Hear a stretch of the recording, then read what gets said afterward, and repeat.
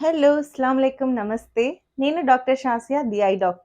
మే 13వ తారీఖు నుంచి 19వ తారీఖు వరకు ఈ వారాన్ని మయోపియా అవేర్‌నెస్ వీక్‌గా చెప్పబడింది. ఈ సందర్భంగా మయోపియా అంటే షార్ట్ సైటెడ్‌నెస్ గురించి నేను చెప్పబోతున్నాను. మయోపియా ఉన్నవారికి దగ్గర చూపు క్లియర్‌గా కనిపిస్తుంది. కానీ దూరంగా ఉన్న వస్తువులు చాలా మసగ్గా కనిపిస్తాయి.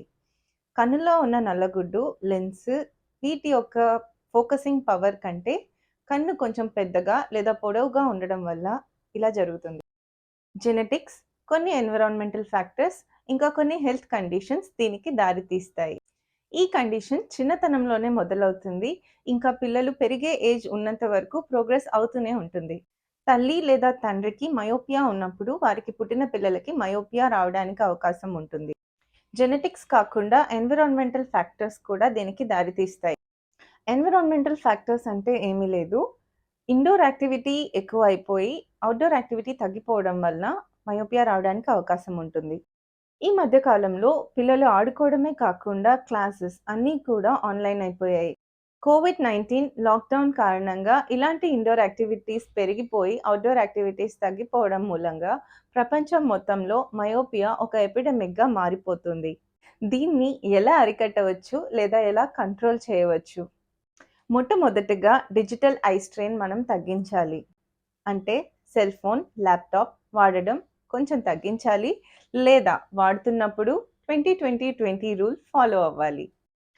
20-20-20 రూల్ అంటే మనం ఏదైనా గ్యాడ్జెట్ వాడుతూ ఉన్నప్పుడు లేదా ల్యాప్‌టాప్‌లో పనిచేస్తూ ఉన్నప్పుడు ప్రతి 20 నిమిషాలకు ఒకసారి ఒక 20 సెకండ్స్ పాటు 20 ఫీట్ దూరంలో ఉన్న ఏదైనా వస్తువు చూడాలి. పిల్లలకి ఫ్రీక్వెంట్ ఔట్‌డోర్ యాక్టివిటీస్, స్పోర్ట్స్ ఇలాంటివి ఎంకరేజ్ చేయాలి. టీవీ చూస్తూ ఉన్నప్పుడు సేఫ్ డిస్టెన్స్ మెయింటైన్ చేయాలి. అలాగే పిల్లలు చదువుకుంటూ ఉన్నప్పుడు అడిక్వేట్ యాంబియంట్ లైటింగ్ కండిషన్స్ మనం ప్రొవైడ్ చేయాలి. ఆల్రెడీ మయోపియా ఉన్న పిల్లలు రెగ్యులర్‌గా అద్దాలు వాడాలి. ఫ్రీక్వెంట్‌గా అంటే అట్‌లీస్ట్ సంవత్సరానికి ఒకసారి ఐ చెకప్ చేసుకోవాలి.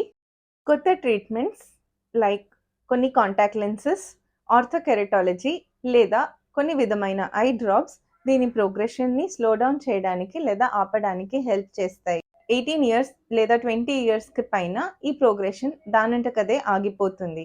In majority of cases.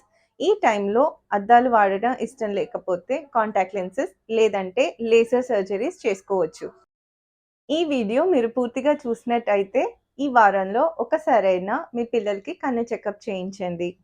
ఇలాంటి ఐ హెల్త్ రిలేటెడ్ అప్డేట్స్ కోసం doctor Shazia the I doctor, your I డాక్టర్‌ని ఫాలో చేయండి. Thank you.